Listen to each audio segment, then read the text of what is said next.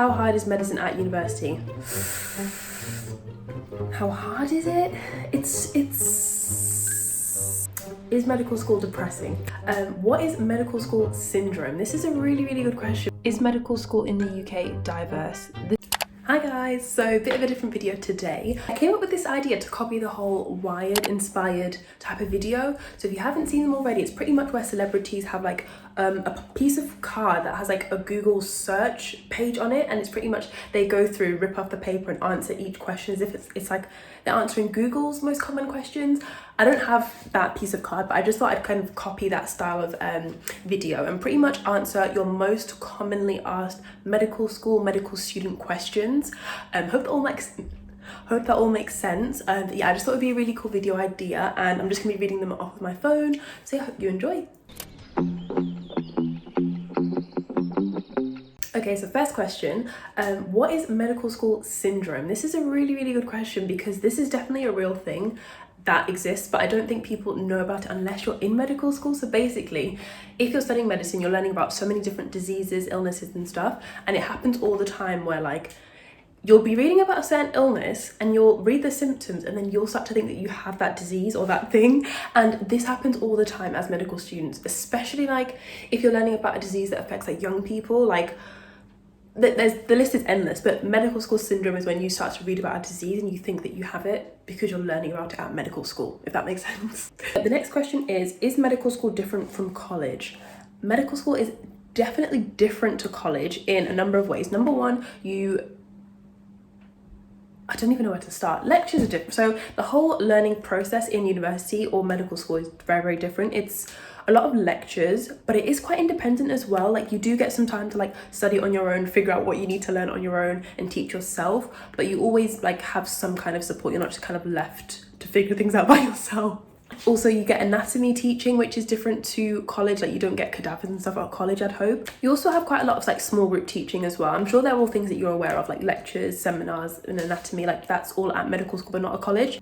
There's a lot more, depending on what university and what college you go to, I think there's a lot more people. In my year group, there's like over 300, but at my sixth form, there was only like 150, 180. So yeah, there's a lot more people. It could be a lot more social depending on what, again, university you go to. Newcastle University, especially like the medical school department, is very social. There's always something going on. So yeah, different in a number of ways. Everything's like more. There's more content, more people, more things to do, more things to study for, more exams.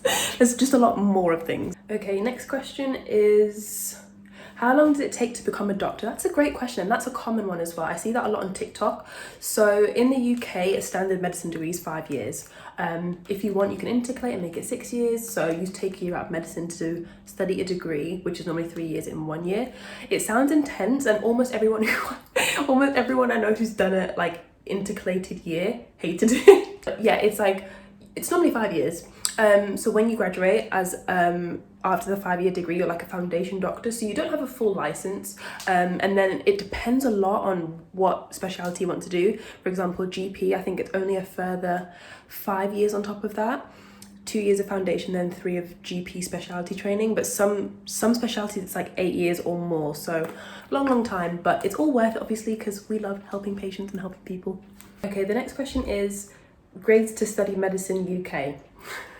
Again, this is such a popular one. I get this all the time on TikTok. Like on TikTok, I pretty much dedicated my account to just telling people what grade you need to study medicine, just because people ask me all the time. But I think if you at least have a good amount of B's and above, so that's 6s, because things have changed now. So if you've got like 5 6s, I think you should be fine. Obviously, the more A's, the more A stars, the better, and the more opportunities you have, the more universities that will accept you, the better your chances are. But if you've got 6s, like you're fine, you're solid. It's just the number one thing to getting into medicine and making sure that you've got a chance is just doing your research. There's literally a university that will accept almost anyone. You just need to do your research. But I've made a bunch of videos to where you can like learn more and learn how to research, or even just to know where to start, because I guess it's difficult to know where to even start with the research and stuff.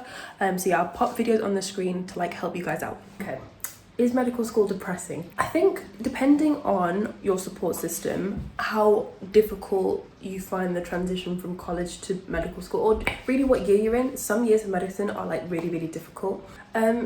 I can't remember the statistic exactly, but I know that there is a number of people who really do struggle at some point in your journey in medicine or at medical school. Like, it's quite tough spending hours and hours every single week studying, and then, you know, if you don't do well in the exams. I feel like I'm waffling with this answer, but essentially I think that medical school is tough and you might struggle a little bit at certain points, but it's so important to reach out and ask for help if you need it. I can't remember the statistics, but it's like quite a high number of medical students and doctors do struggle with their mental health. So I'm not going to say it's all like sunshine and rainbows, because even if this is like your lifelong dream, you might struggle at some points. Is medical school depressing? No, I personally find it really rewarding, and like when you get to like go onto the wards and like see patients and stuff, it's like super duper fun, and it's like, this is what I've always wanted. But there are times when it's like really, really difficult. So, but then difficult doesn't necessarily mean depressing as well.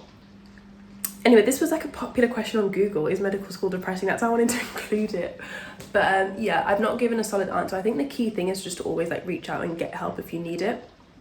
But our medical school at Newcastle is always like so supportive. They're always like telling us, if you need help, this is where you can get help and stuff like that. So yeah, I guess the answer overall is like no, but it can be for like some people.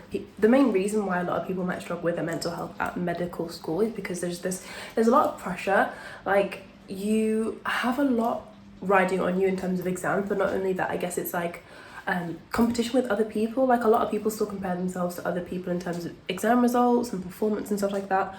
And then you've obviously maybe like not seen your family as much, and then in a pandemic it's like even worse. So there's just a lot of pressure at medical school, I think. Yeah, it's I guess the best thing I can say is like, make sure you're always checking in with yourself and like getting support from people whenever you need it as well. How hard is medicine at university? How hard is it? It's not the easiest thing I've ever done. Not the easiest. I think, I can't remember what's considered the hardest degree, but I'm pretty sure medicine is well up there, and I completely understand why. You've probably heard this a million times if you watch enough medicine YouTubers, but the content of medicine, like the degree, isn't that hard. It's probably the same thing or just harder than A-level biology. It's just the amount of it that's literally a joke. Like, I can't remember who said it, like, your first, not even joking, your first term of medicine is like 7 A-level biologies, and I kind of agree with that. I can't remember how intense first year was, because second year is even more intense than first year, but yeah, it's like, imagine doing loads of A-level biology, like all crammed into like a small, it's a lot, it's a lot, but it's fine, it's worth it. You can survive it. I think the cool thing about people coming in like 2022 entry 2023 is that there's so many medicine YouTubers, people online, like Instagrammers and stuff, who like document their life in doing medicine. So you guys you're not going in blind, like you have an idea of what things are going to be like for you, if that makes sense. What was the question? Yeah, to be honest, I think this is kind of like similar to the question I answered earlier about like, is it different to college? It is different, and it is a lot more intense. And what's even more important is that like, you have a work-life balance. Like, you can't spend your whole life you wouldn't even want to spend your whole life studying, but it's just so important so you don't burn out, because that's definitely a real thing. I never burnt out in college, like sixth form, but I did in first year of medicine, just because there's so much to do and you feel like you constantly have to work, and you might even fall into that trap of like toxic productivity. But it's just so important to have a balance so that you can chill, relax, and relaxing makes you retain information as well. So it's just so important. So the audio for the last question didn't actually work out quite right, so I'll just kind of do a voiceover. But the last question was, is medical school in the UK diverse? This is a question I get a lot in like my comments, Instagram DMs and stuff like that. Like, how diverse is your cohort? Are there a good mix of BAME students to white students? Are there international students and stuff like that?